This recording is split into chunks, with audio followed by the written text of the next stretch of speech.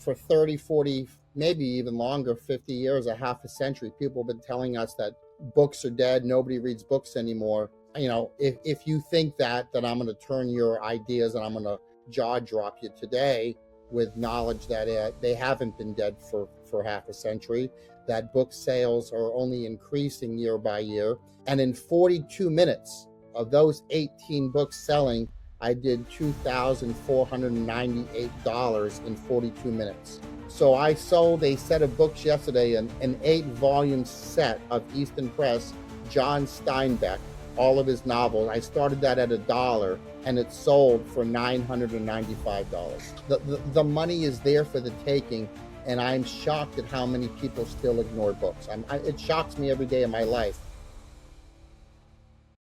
What is up, guys? Welcome back to another episode of the Side Hustle Experiment podcast. Today we got Max from Paper Gold. He sold over millions of dollars in books across most platforms. And from what I know, it's mostly eBay and WhatNot. It's not the big guy Amazon, as we all talk about. I've known him for, maybe like 5 years now. So we're going to talk all about WhatNot, what he's doing, how he's selling $1 million of books. What's up, man? Thanks for being here. Thank you. It's good to see you. I remember 5-6 years ago, you and I were talking every day when you were solely a bookseller, and we would be going through your pallets of books one at a time and finding the, no pun intended, the paper gold out of that. And we had a great relationship back then, and we still have a wonderful one now. Yeah, so we can start this two ways. You can give us an intro, and if you don't want to give an intro, because you probably standard like everybody else, we can just get right into the WhatNot, right into stuff. I have a curiously interesting story. I was a high school teacher and a girls basketball coach at the high school level for 18 years. But when I was fresh out of college in the early 90s, I worked at a rare bookstore, antiquarian bookstore. And this was pre-Amazon, pre-eBay. When I was working there and managing that store, that's when eBay and Amazon started to take hold of the book market. And so I saw very early on what technology does for the book industry. For 30, 40, maybe even longer, 50 years, a half a century, people have been telling us that books are dead, nobody reads books anymore. But if you think that I'm going to turn your ideas and I'm going to jaw drop you today with knowledge that they haven't been dead for half a century, that book sales are only increasing year by year, and with the technology the way it is growing and blowing up now with AI and ChatGPT, it's only going to get bigger.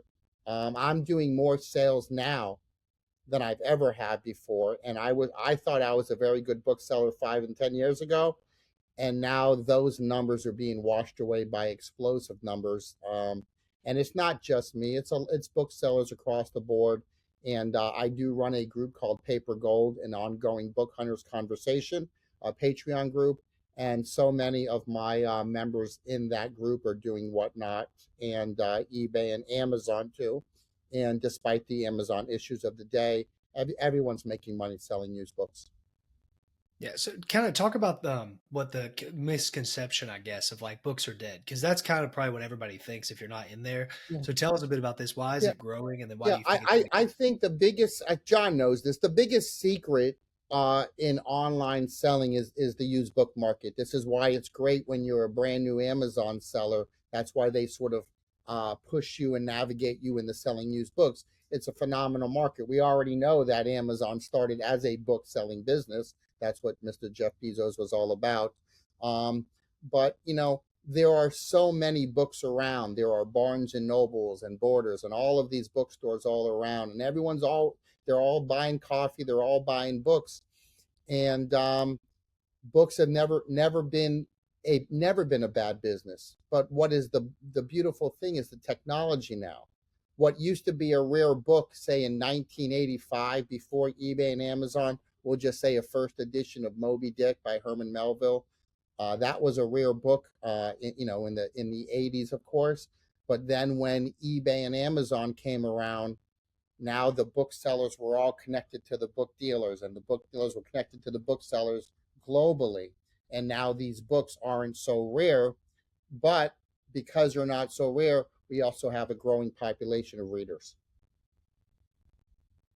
Yeah, so you want to do a breakdown of what does your business look like? How much you sell on WhatNot, how much you're selling on eBay, how much you're selling on Amazon? Yeah, well, I'm very transparent, as you know, John. I'm always willing to help people out. And so I'm going to be extremely transparent today in this call with you and Drew. And my daily goal in sales across all platforms, when I was retiring from teaching, was $750 a day. That's what it took to get me out of teaching to retire early and do books full time. Then the business kept growing, and it grew to $1,000 a day. Now I'm somewhere at $1,200 to $1,500 a day, each day of the week in books. But I marvel at the fact at what one specific platform, WhatNot, is doing for me. So last night I did a show of 18 books, 18 leather-bound Franklins and Easton presses. Many of them signed copies, signed Maya Angelou, signed Ralph Ellison, some very heavy hitters. And in 42 minutes of those 18 books selling, I did $2,498 in 42 minutes. So I hope that people who think that there's no money in books start rethinking what the reality is, because the book market is blowing up and exploding all over the platforms right now. My eBay numbers are up. My Amazon numbers are up, despite the Amazon issues right now. But all numbers on all platforms are up, and my business of consigning. I do a national consignment business of books. My consignment business has been growing since the day I retired from teaching. How many people were watching the WhatNot stream throughout that time period? I get a minimum of about 30, but as high as 60. 60, okay, so but not a ton. You're not like a 400 person thing, right? So that's a lot of money per viewer. Yeah, I mean, you get people rolling in and out of the show, so it may be closer to over 100 people per show in and out. But if you just came into my show, say at 5 o'clock tonight, you'll probably see 40 or 50 people in there, in the chat box. Not everybody chatting, not everybody buying, but people like personality. People like to see people like to see books sell. So yes, and I start everything at $1, Drew. So I sold a set of books yesterday, an 8-volume set of Easton Press, John Steinbeck, all of his novels. I started that at $1, and it sold for $995. And that was about a 45-second auction, that one lot. Because people kept bidding back and forth. So in 45 seconds, we sold that for $995. And every one of my sales, every one of my auctions starts at $1. I don't price any, no matter what the market says a book is worth, I am not afraid to put it up for $1. That's how much confidence I have in the marketplace. And what would you get for that exact collection on eBay or on Amazon? On eBay, it is sold for $500-$600. It has sold a couple times for $2,000. But what I think the beauty of that set of books is if you buy it now for $1,000, you have the holiday season approaching. You can list it for $2,000. So that person who bought it for $1,000 from me can probably make $1,000 or $750 profit from that set with the holidays approaching. Wow. Yeah, this WhatNot thing is big. We've talked to a lot of people about it, and I guess referencing back to what I was talking about before the pocket, I said that I thought that getting these kind of free books, if you're getting them from somebody or maybe $1, Goodwill books, and just sitting there all day on WhatNot and slinging these things, it'd be almost impossible not to make a profit. Am I on point with that, or off the mark? You are completely on point. I mean, WhatNot is 24 hours a day. You can have a bad night of sleeping at 3 a.m, pop on the WhatNot, someone selling Funko Pops or baseball cards, or doing a football card break, or selling books. This is not new, though. This is new to the American market, but in China and Japan, this is what's been going on for 10 years. we're just shadowing the vision they have of business, and so we're just following them. So that's why I think the market is ever growing. What is WhatNot going to be like in 10 more years, in 3 more years? When not everybody even knows when we say WhatNot, there are people watching us 3 Talk Now typing in WhatNot. This is their first time looking at it. And what's going to happen when the term or the word WhatNot is synonymous with the word eBay and Amazon, like it was non-existent in 1992, but by 1997 everybody knew what Amazon and eBay was. You think any of those platforms will like overtake WhatNot, or do you think that first mover's advantage is going to be big? Before we get into that, I wanted to let you know I created a totally free guide to get approved for the Amazon Influencer Program, how to scale it up, how I literally went from $0 to $50,000 in just Amazon commissions alone. There'll be a link down below. The guide is absolutely free. It's about 33-ish pages, and I have a whole video walking you through the whole guide. So if you want to start making money on the Amazon Influencer Program, definitely click the link below. With technology, WhatNot is big now. It may be another platform in 3 years. I think that the next level of book selling or clothing selling or anything, right now, if you go on WhatNot, you have a sidebar, which is, a chat, and your prospective buyers are all chatting with you as you sell.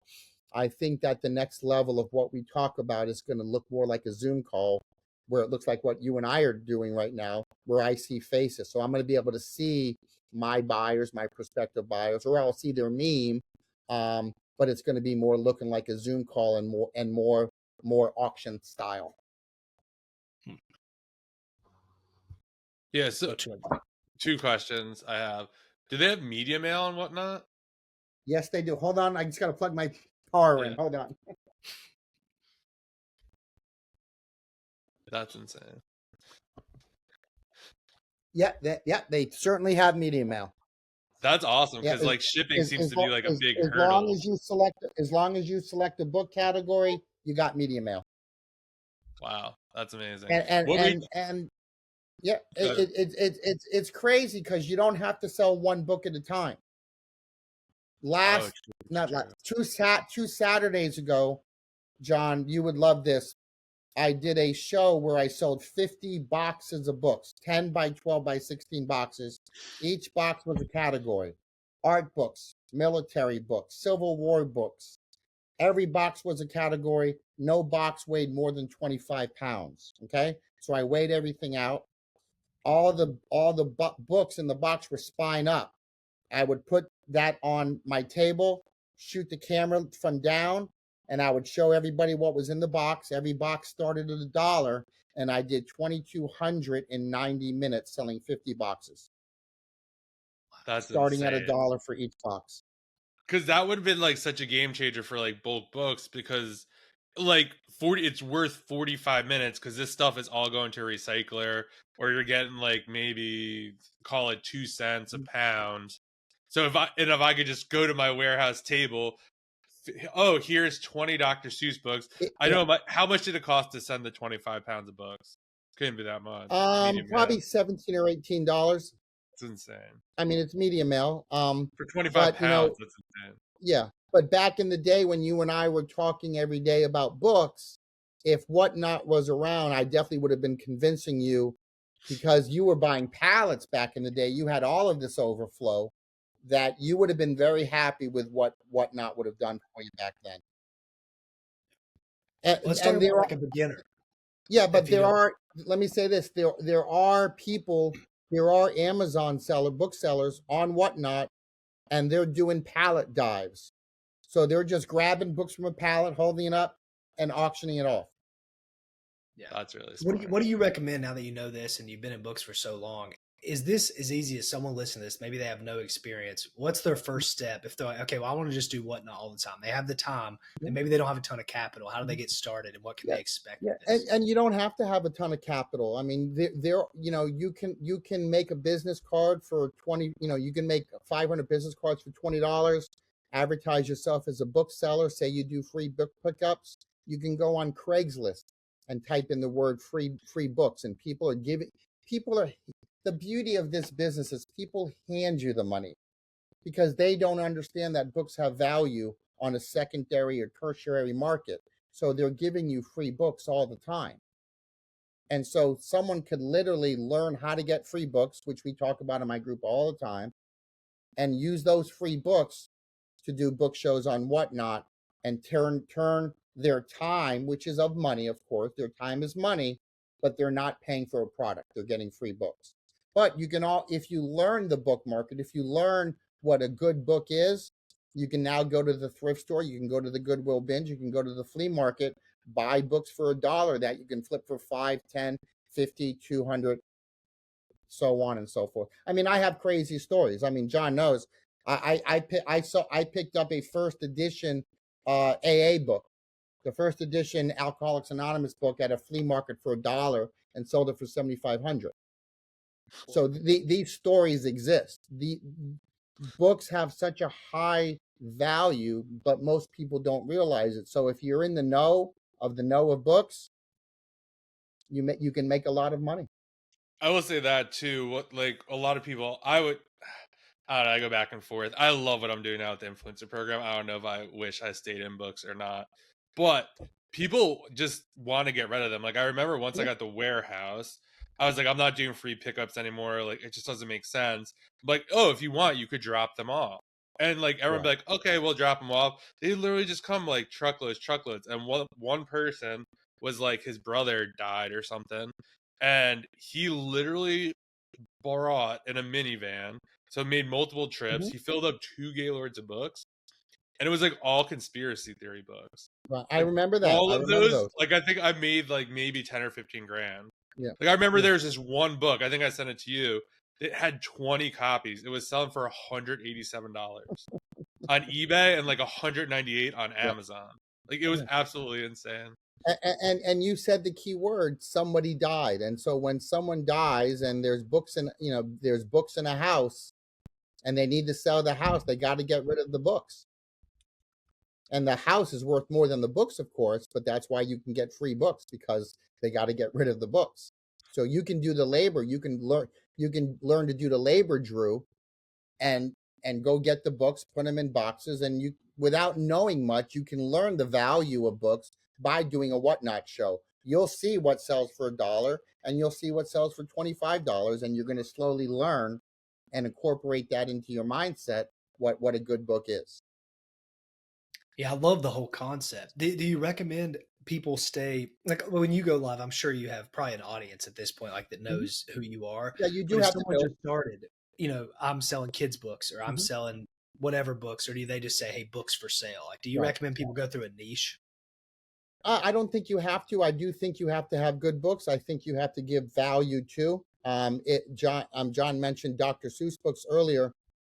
I would never recommend selling one Dr. Seuss book at a time, starting $1, but I would sell 10 Dr. Seuss books starting at $1. Let everybody bid it up to $8, $12, $15, $23, and now you're getting that kind of money for 10 Dr. Seuss books. And we all know Dr. Seuss books are all over the thrift stores. They're all over the Gaylords. They're all over the garage sales. The money is there for the taking, and I'm shocked at how many people still ignore books. It shocks me every day of my life. And I'm deeply involved in books, so I talk to a lot of people every day. But when I watch the YouTubes and the Instagrams, I'm shocked at how many people ignore the book market. Yeah, I wonder what that is, because I've never started with books. Because they don't know. They never don't know. They don't know that a book on someone's shelf could be $100 or $300 or $1,000. They don't know. They would rather buy a $30 pack of cards and break it live and hope for something better. And in what I do and what I teach and what my knowledge is, I can look at a shelf of books in someone's house and I can pick out the great books just by looking at the spines. And anybody can learn this. I should have asked this earlier. What's your margin on these WhatNot streams a lot of the times? Oh, I mean, WhatNot takes, I think, 10.3% and 35 cents transaction fee. But I mean, if I'm doing my books, it's well over 80%, maybe 90%. If it's a consigner books, of course, it's a 50-50 split with them. and I have consigners across the country now who are sending me books just for WhatNot. We're not even we're bypassing eBay now and going straight to WhatNot, because now you don't have to list. Now the consignor gets quicker cash. The books are all sold in 1 or 2 or 3 shows, and then they get their cash in 30 days. Yeah, I would have been Well, sending you pallets of kids' books. Like, Oh, John, back in the day, I mean, you would have come down here, and you would have been amazed at what's going on in the other side of this computer right now, because everything happens in my living room kitchen. The whole business takes place here, and on WhatNot this year, this is my second full year doing WhatNot, but I'm deeply in it now, more than I was last year, and I'm targeted for $250,000 in gross sales on WhatNot in 2025, and I believe that's nothing compared to what's going to happen once it goes international. Once WhatNot goes international, all hell's going to break loose. yeah. And you said you were doing like hour shows, right? So that's Most of like, my shows are 45 minutes, believe it or not. I don't seldom do I go an hour. I like to go 45 minutes to an hour. I do a Sunday show that tends to be a 2-hour show, but that's really higher end books. But my Monday show is all very high end books, and it's no more than 10 to 20 books. So we can do 1,000, or like I did yesterday, 2,500 in 42 minutes. And that doesn't include what I did on eBay or Amazon that day. That's just the WhatNot numbers.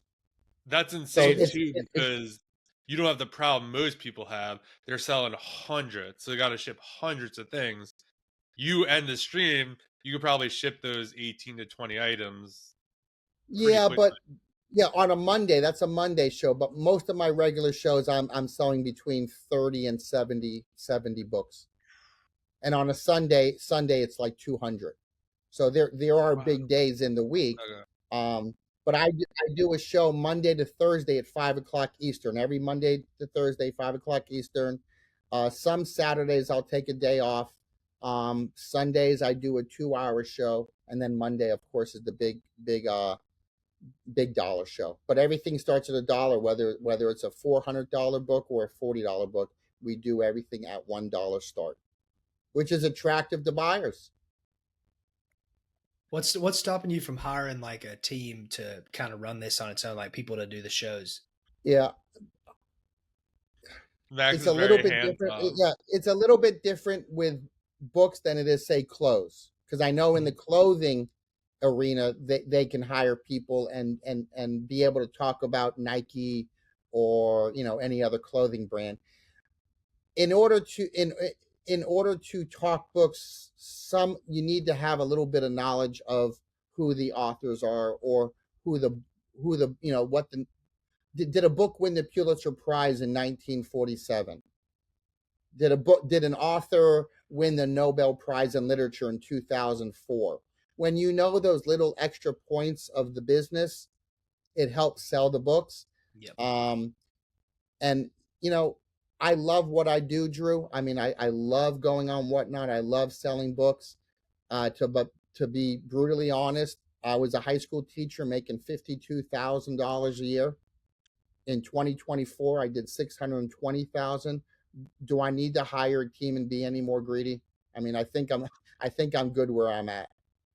Yeah, I understand that. Yeah. I just thought, I guess, if the maybe more so you'd avoid those higher end books, and like maybe the overflow style things, that anywhere from like $5 to $20 books, you could have somebody all day just kind of selling those. Yeah, That's kind of and my thought. that circles my head all the time like a satellite. I think about that. I think about, we have people in my Paper Gold group, and I'll mention them. We have Reliant Books out of Kansas. They're a very large Amazon seller, and they got into WhatNot, and they're doing streams every day, and they're also doing shows where it's pick through our inventory. So you can go on Amazon in their store, tell them what book you want. They'll pull it off the shelf, and they'll put it in front of you on camera 3 minutes later.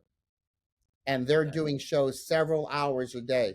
So the whole market is changing, and most people don't know it or don't see it, but the whole book market and the whole reselling market is changing. I know people are running away from eBay, and Amazon has issues right now, but the book market is it's such a glorious place to be right now. Yeah. The WhatNot thing is just so cool. Like Mm-hmm. I stopped selling Amazon, Yeah. but just because cash flow issues now, just like I had all Sure. these problems. But with Yeah. WhatNot, it just stomps all the traditional reselling stuff. Like you can turn stuff over Mm-hmm. instantly. You add a layer of like your own marketing to the Right. thing. It's like it's not even reselling. It's like a whole different thing, I Yeah. think. And there's a whole lot of WhatNot sellers who are Amazon sellers, and what they're doing is when they get, Amazon has higher return rates. All their returns, they're just doing a return show. They're just doing all Amazon returns on their show on WhatNot. So now they're not listing it on eBay. You're not paying a lister. You're just putting it on camera. And if you're running your own show, it's just your time you have into it. And if you sell 25 items at $10 a piece, average, you just made $250 for the hour. Yep. I mean, it's a little ridiculous what's going on. It's a little ridiculous.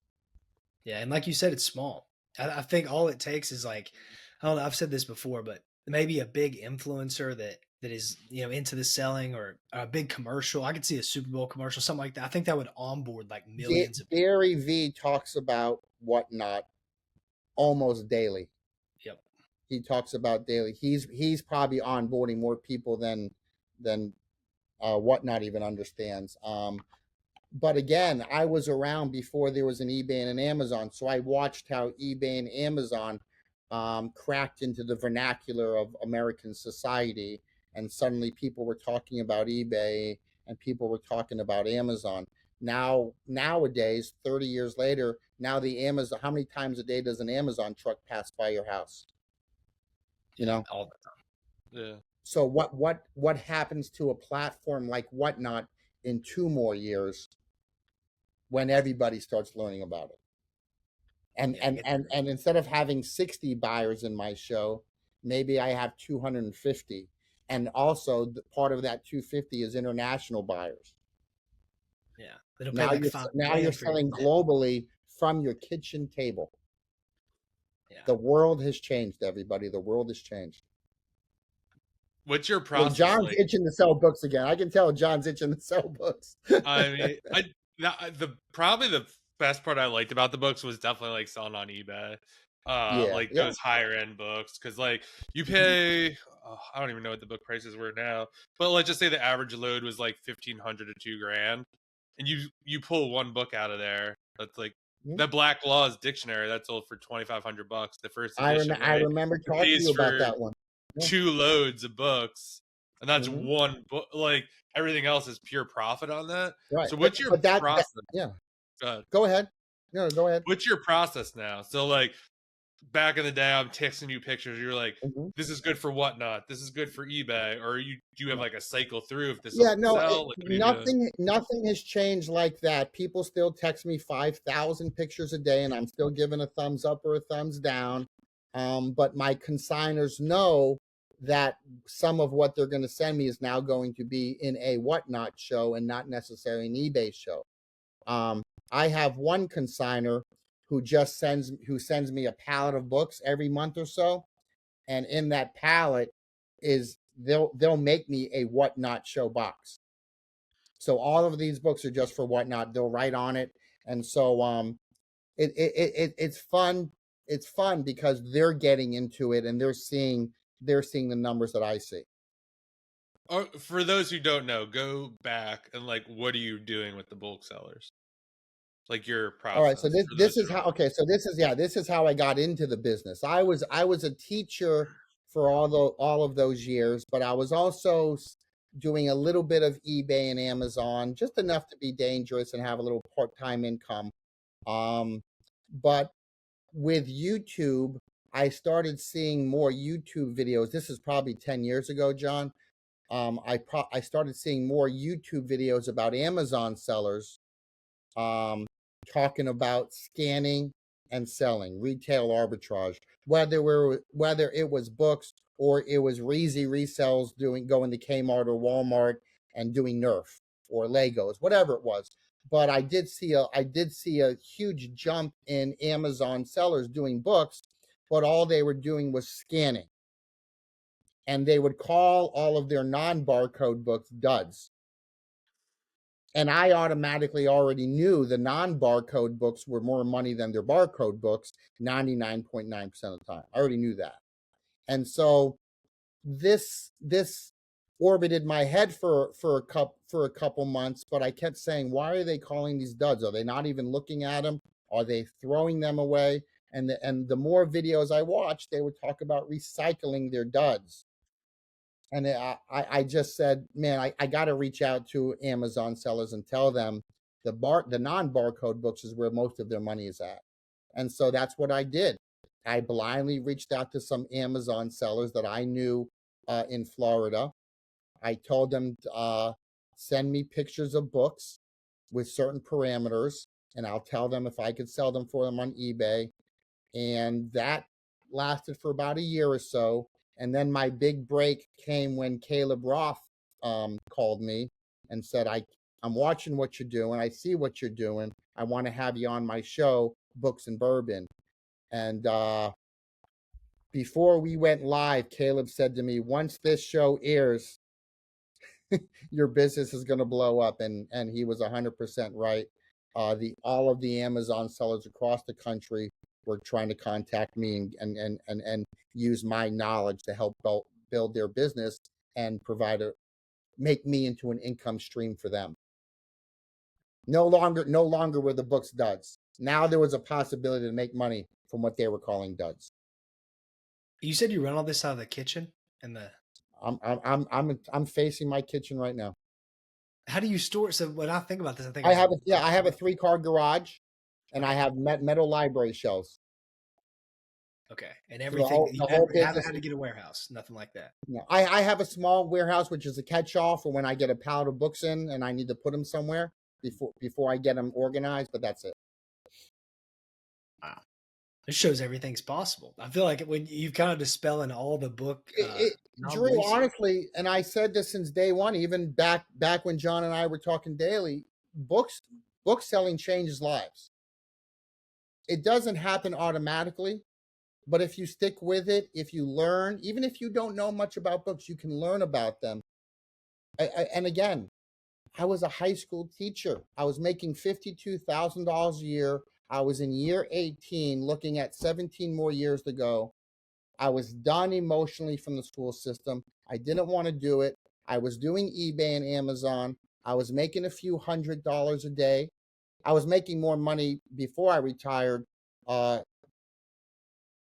I was still teaching. But my goal was I'll retire from teaching when I'm consistently making $750 a day. And once that happened, I got out. And I haven't looked back since.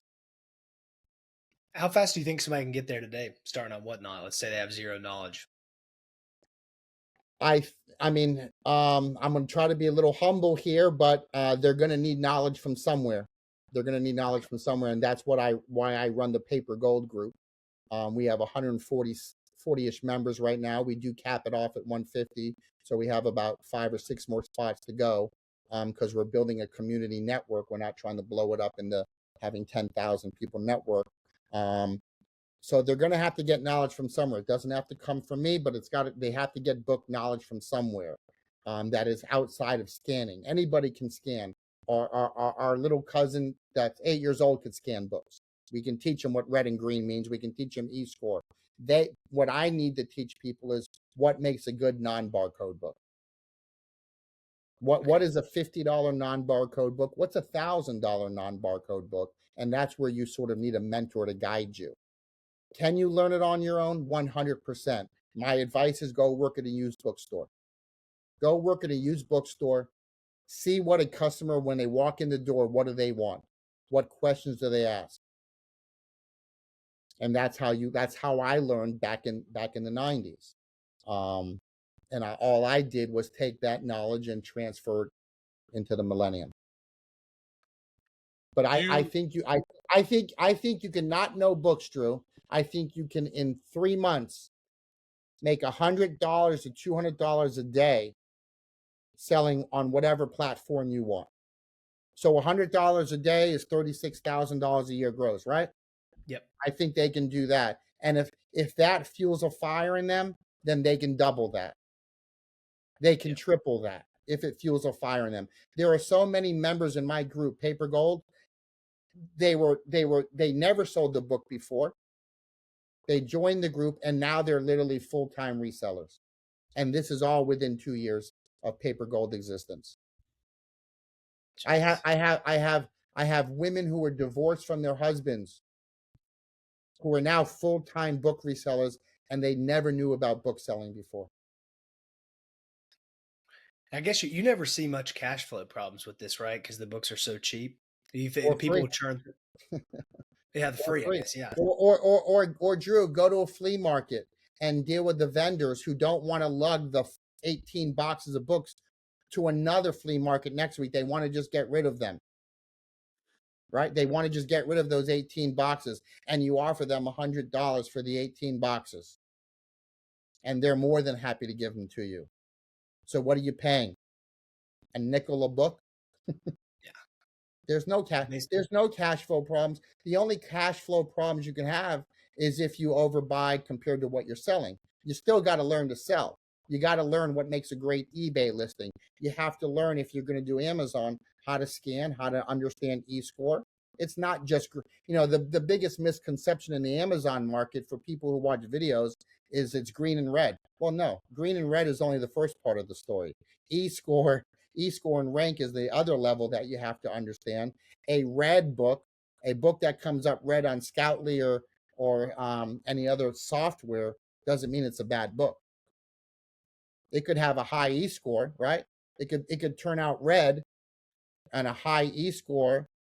You can just sell it on another platform. So why not scan for other platforms and use those red books to make money?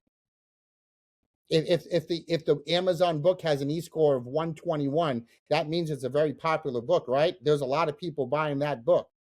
So why not turn it on? Why not sell it on WhatNot? Yeah. There's no more duds. There's no more duds. That is very true. So I just had a question. I just lost it. What was I gonna say? Yeah, I guess you're right. There are no more duds in that aspect of oh, that's what I was gonna ask.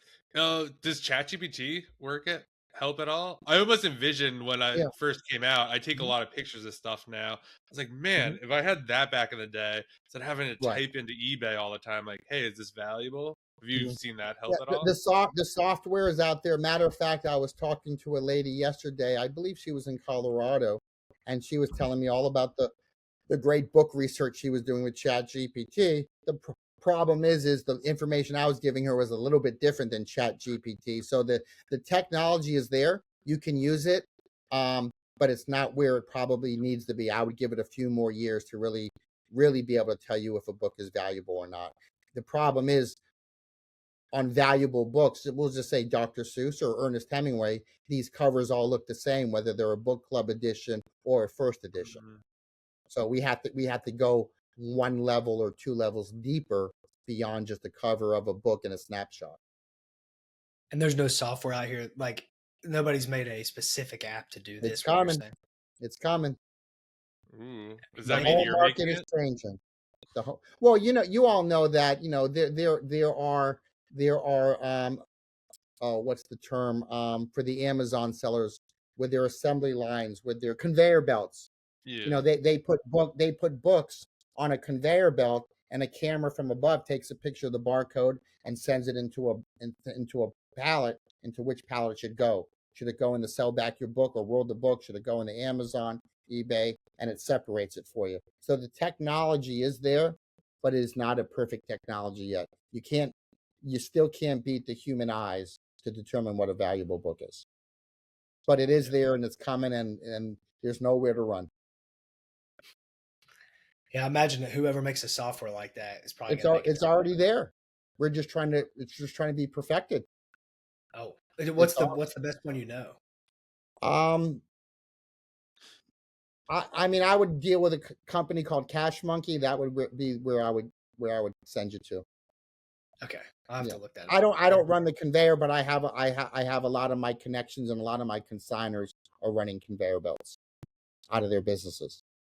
Oh, I mean So, like so, consumer so they're facing. just taking pallets of books and just putting them on a conveyor belt, and the computer is telling them where to sell them. Yeah. But you don't know of any apps like on your iPhone, like I know there's Scout and all those things, but like Yeah, this is, I'm saying just AI imaging. yeah, there are. I mean, I don't use any of them. I mean, I'm too old school to use them right now. But there's some software popping up. Okay, cool. Yeah, that's interesting because that I guess lowers the barrier to entry. Yeah, they're all. If you just type in AI or Chat GPT and booksellers on YouTube, they're all going to pop up. Ah. Yeah, on YouTube University, they're all going to pop up. What else you got, John? Yeah, no, that's really interesting. What's the highest price you've gotten for a book? Um, I Instead know of sometimes you going can't there, talk yeah, about yeah. it, but No, you no, can't no, no, talk no, about no. it. I'm trying to figure out the best way to say it, because it's not. Sometimes it's not just one book. I I did send a copy to an auction house, Doyle's auction house in New York. I just sent the first printing of Harper Lee's To Kill a Mockingbird, and that should get around $8,000 to $12,000, I'm guessing. And that was found in a hoarder's home, just lying around in a hoarder's home. But I bought some books blindly from an estate sale in Arkansas 2 years ago, and I have made well over six figures on that buy, and I would say at least 40 to 50 of those books sold at Doyle's auctions in New York. So it's really not just one book. It's I had about 2 months ago, Doyle sold about 15 books for me, and it was about a $14,000 day. Wow. And what's And the reason for doing that instead of selling yourself? I'm sure it's self-explanatory. when you deal with a specific kind of book, and these were all high-end art books, all high-end furniture history books. When you get those types of books dealing with Chippendale furniture, you want a more global market, and you want a more expert buyers pool. And so you can do the auction houses. Yeah. What's the worst story you've ever heard of somebody selling something and finding out later it was worth like Oh, way more money? that Have you happens ever all done that? the time. That happens on WhatNot. Yeah, I That imagine happens that's yeah, like the biggest issue. yeah. No, I mean, I don't have any nightmare stories about that, but I have seen people sell $100-$200 books on WhatNot for a few dollars because they don't know what it is. They just bought a storage locker. They're going live and they're selling something, and people are buying those books. And I get Yeah, the video of most of them. People send me the videos all the time. You'll never never heard. guess You what never heard of one cost. like over 1,000? I'm sure it has, but I don't have that story. I'm sure it Yeah, okay. has. I mean, yeah, in my paper gold group, we have a Discord, and in that Discord, we have a anybody in paper gold who sells $1,000 book. They take a picture of it. They write a little description about the book and where they got it. And so, but we have a very large inventory of those pictures in our Discord. But I do have a great story for you. One of our members, about a year and a half ago, bought a early Dungeons and Dragons book from an estate sale for a couple dollars, $2 or $3, and it was such an early Dungeons and Dragon books. It was stapled. It was not It was no binding, and so he recognized the name. He didn't recognize anything more than that. He put it up at auction, and it sold for just under $7,000. That's insane. And that's the beauty of the book market, is these books are still out there. If you know what to look for, if you learn what to hunt for, you can go to estate sales and you can make a lot of money selling books. It's true. It's not me plugging anything. It's just it's me trying to help people who are tired of the life they're living, like I was as a teacher, and getting out of it and letting books navigate your way forward. What's the most expensive you've ever seen sold from personally? Like somebody sold a $20,000, $25,000 book. What's the highest you've seen there? I mean, I've sold a $45,000 collection before, but I can't What'd you talk pay about for it? that. Oh, you can't talk about it? Can you Uh, talk about why you can't talk about it? It's a complex I know question. the Well, story, no, so that's why I'm laughing. yeah. John should know that story. If you could just take 2 seconds and subscribe to this YouTube channel, we would greatly appreciate it. We're trying to get to 5K subscribers by the end of the year, and the more subscribers we have, the better guests we can get for you. So you literally just take 2 seconds right now, hit subscribe. It will also let you know when new episodes go live and everything we're up to. Thank you so much. It deals with a major sporting industry, and they're the ones who bought the collection from me, Oh, and that's all I can say. yeah. Okay, that's interesting. But what does that tell you, Drew? It tells you that everybody's looking at what you do. If you have, no matter what you put on eBay or Amazon, everybody's looking. Everybody can see what you're selling, and that's the beauty. I mean, you list a book on eBay right now, and in 3 minutes, that book is global. It has a global marketplace. So what should some people, like beginners, they don't really know about books? Like, are there any authors? Or are there things to look for? Like, I'm what going to would do you? one better than that. I'm All going right. to give everybody the great Okay. homework assignment that I give all my new booksellers that I teach. Okay? Here's the homework assignment. Go on eBay. Go to the search engine, type the word book. Not books, just type the word book. Click enter, click sold. And every day for about 2 or 3 minutes, just scroll down and look at all the books sold on eBay that day and look at the various prices and what makes a $3 book sell for 3 and a $300 book sell for 300. The homework is easy. You just have to be consistent. And what's the best way to start getting these books? Like what easiest way, best way? There's probably a One, lot. business card. You got to make business cards, because when you go somewhere, you want to be able to hand out those business cards, and the business card is the most important thing you can do. Number two, you got to get off your feet. You got to get onto your feet. You got to go to estate sales. You got to go to flea markets. You got to go to garage sales. You got to go to the Goodwill bins and fight for some books.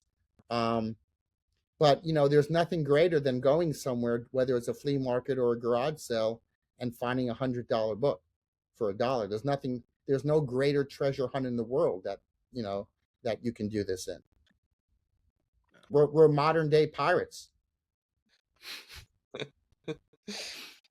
Have you saw an increase in competition in this, or do people churn out of it? Yeah, but the problem is people get excited about it early, then learning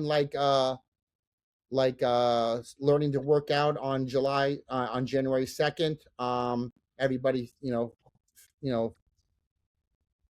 they just don't continue the consistency of working out into February. So the same thing happens in the book market. It's exciting, but if you can sell an expensive book early on in the first month of doing what we do, that ignites a fire in people. And the first time you hear that eBay ka-ching, that could be life changing. I used to ask this question a lot. I kind of forgot to do it recently. You've taught a lot of people how to do this. What do you think makes someone the most successful? Like, what's the number one trait in successful people? And you can't say consistency. So anything besides consistency. It's hustle. It's hustle and business cards. I mean, the idea of making business cards and not ever getting tired to hand them out is the best thing you can do. I get calls every day for people who have my business card on their refrigerator from 3 years ago that I handed out, that they just kept it on the refrigerator on a magnet and just waited for the right time where they needed to sell their books. And so I get those calls literally every day. And so if you're mildly patient and you grow your business, you're going to be awesome. You're going to be awesome. I don't think it's difficult. I can teach anybody. What I do is I teach people how to sell books. I teach them. And my goal for them is I want them, the first goal is let's learn how to get to $100 a day consistently. Once you do that, you've now acquired enough information just to scale up. You have to hustle harder. You have to work harder, but you know now how to make $100 a day selling books. Now let's make $300 a day. Now let's make 400. Now we're a 6-figure seller. How many of these deals off the like people calling you to materialize? Like what percentage of them are they? Maybe it's just bad books you don't want to buy, or they want more money. Yeah, I mean, I'm better now than when I first started. There was a lot of bad books, that I had to tell people their collection isn't worth money. Um, but something has changed in the market where I'm getting more and more people who know that they have good books. They just don't have the time to sell them. Yeah, I guess with the internet, anybody can kind Yeah, of look up yeah, what their yeah, books like. yeah, yeah. And my name pops up enough somewhere. If someone's taking notes, they're gonna find out what I do and who I am. I Yeah, I was at a think doctor appointment. Yeah, I was at a doctor appointment this morning, and my doctor asked me what I did for a living, and I told him. He's like, "All right, I need you to come over to the house now because I have 4,000 books I need to sell." So you just never know. Again, everybody has books in their house. Everybody. Now you got to learn what the money books are. Yeah, how do you go about these deals? So, like, let's say for that one, for instance, like, do you have a set number? I want to pay this much, or does it No, just I, depend what I they I have? never I never make that decision until I look at the collection. Okay, and you I won't mean, buy all the like you don't. You're not just going and buying all the books they have. it all depends on the circumstances. Maybe they want them all sold, right? Maybe they want them all gone. If I know they want them all gone because they have to sell the house and they have less than 30 days, guess who now has the leverage to make a good deal? Yeah, you. Yeah. So it all depends. I try to be fair, but I'm also in business to make money, and my knowledge is worth money. So if I'm going to use my knowledge to make money, I'm going to try to exercise that as much as I can. or do you buy out collections and do All consignment, the or time. All the time. how do you I decide buy out whether to do collections. consignment or buy? It all depends on the person who has the books. I'm working on a consignment deal right now of a couple hundred Franklin Library and Easton presses, and so that person is interested in consignment. They're not interested in selling them. They want to make me into a monthly income stream. So, but there have been deals where people just want to get rid of the books. They're done, and they want you to buy it all. And I'll buy it all if I can make money from the collection. I'll buy it all, 100% of the time. Would you rather It buy it or consign? doesn't matter. I want good books. Doesn't matter. It's not a black and white. It's a gray area. There's no black and white there. It's very gray. Um, you know, how many books do we list on eBay that don't sell? How many books on Amazon FBA do we upload that don't sell? The one beauty, going back to WhatNot, is when you build your audience, this is a 100% sell through rate business. Yeah, So whatever you put on the camera is going to sell. And in the event it doesn't sell, that one book doesn't sell, what do? You attach it to the next book. yeah, Now it's two books for $1. yeah. I learned that probably one of my last streams I did on Whatnot, probably a month or two ago. I was struggling selling this stuff. I guess people don't want it. And then I thought, why don't I just start adding these together and just make it like, okay, well now it's this, and it was selling for more money than Give I them would have value. just got individually. Yeah, give them value. People want value. People want to be at home and they want to buy. It just does something to the serotonin. They like buying. I mean, there are people on WhatNot just selling candy. They're selling a priority box of candy, and they'll sell 400 boxes in a show. And each box will get $40 to $80. And they're making so much money. It's The ridiculous. world has changed. The world has changed. Yeah. Take advantage of the technology. Don't hate it. What else you got, John? Before I get into the next one, I could definitely attest to the business card. Like I've had them and people save them. It's like the weirdest Yeah. thing. Or they'll send it to their friends, or like, oh, I got so and so had your business card. I reached out to you, Yeah. yada yada yada. What made you get started on Whatnot? Because you were very like big, like just eBay, like Yeah. Mhm. not really Amazon. Yeah, there Um, was another bookseller. There was another bookseller. You might know her, Katie Reeds. yeah, Yeah, Katie Reeds started planting the seed in my brain. Oh, you should try WhatNot, and she kept plotting me about 3 to 4 months on that, and finally I just said, let me try it. And what happened on my first show is I didn't know anything technologically. I was very bad at it. The screen was sideways. But even on a sideways screen, I sold every book I had. And something just happened inside me. Like the first time we hear the ka-ching on eBay, something just opened up in my soul, and I said, we got to do this again. And I did it again and again and again. And I was doing about 2 shows a week. And then I said, what happens if I did a show every day? And that's where I'm at now. Now I'm doing at least 1 show a day, sometimes 2 a day. That's how big the market is becoming. Is it scaling up with your time? So let's say before if you could do $1,000 an hour, if you do 2 hours, do you get 2,000, or you see it decline as time You still goes have on? no, there's no decline. There's no decline. You still have to have good, if you have good stuff, it's all going to sell because people are coming in and out of your show. It's like having a physical store and people are just coming in and out of your bookstore all day. It's the same thing, except these people are definitely coming to buy and they want to see part of the excitement of what you're doing. Like I said earlier, I have several consigners who just send me books specifically just to do WhatNot. So they know the better books they sell me, the more money they're going to make. So my quality of books is going up from consigners because they know that if they send me better quality books, I'm going to sell them, I'm going to make more money, and they're going to make more, and they're going to make more money, and they're going to get their money faster. We're no longer, well, we're still waiting for eBay on some books, but we're not waiting for eBay like we used to just solely wait for eBay. Yeah. It just comes in my mind. It's like, man, if somebody could just do like, hey, I'm going to try to sell 100 books a day on WhatNot. My goal is to get 100 free books, sell them on WhatNot. Like, I wonder how big you could get that going if you just did that every day. It's so doable. You can just make a thumbnail, my 100 a day book sale. Just have your 100 books in front of you and just go. And if someone doesn't buy book number 7, attach it to book number 8. If someone doesn't like 7 and 8, attach those 2 to number 9. But you're going to sell all 100. Sooner or later, you're going to sell them. Now, the question you're going to ask is, how much, is $150 worth your time an hour? Is $200 worth, an hour? You have to figure out what you're worth. I love what I do. And so people always say to me, go on vacation, Max. You never go on vacation. I live a vacation.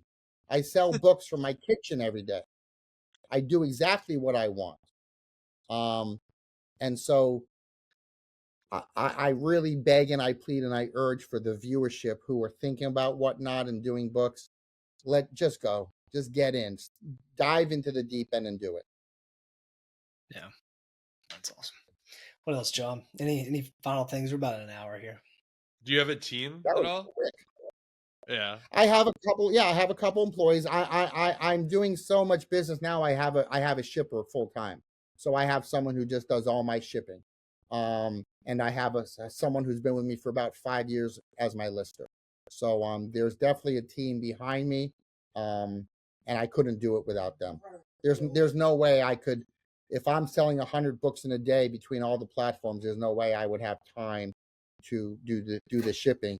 And when you scale up, you have to decide, if I'm shipping books for 3 hours, that means I'm not listing any books for 3 hours, which means I'm not making any money. I'd rather pay someone to ship so I can do my research and get books listed, because that's what makes me money. Yeah, that's probably the most energy draining thing to shipping stuff. That's rough. I tell my paper goalers all the time, you can ship 10 books a day if you want. But once you get to 20 and 30, you want to start looking into hiring somebody, because if you're spending an hour and a half or 2 hours shipping, you're now losing 2 hours worth of business in your business. Yeah, if not more, because you're probably going to be exhausted by the end of it. Like, I don't even want to do anything. And then you had no time. You don't have the energy to list. You don't have the energy to research. Yep. So part of scaling is branching out and outsourcing some of the work that you need to outsource. Well, anything else you want to talk about before we end off here? For you, Max. Oh, for me? Oh, I thought you were asking John. No, for the No, guest. I people can get in touch with me. I'm sure John will put my information. Yeah. John, you can even put my phone number in All there. right. I don't care if people have my phone number.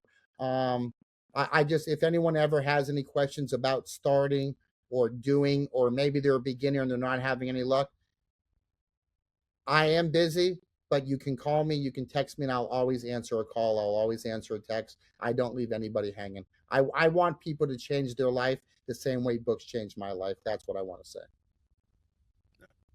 All right, guys. I'll just go follow Max, like, subscribe, and we'll see you guys in the next episode. Peace. Thank you, Peace. gentlemen.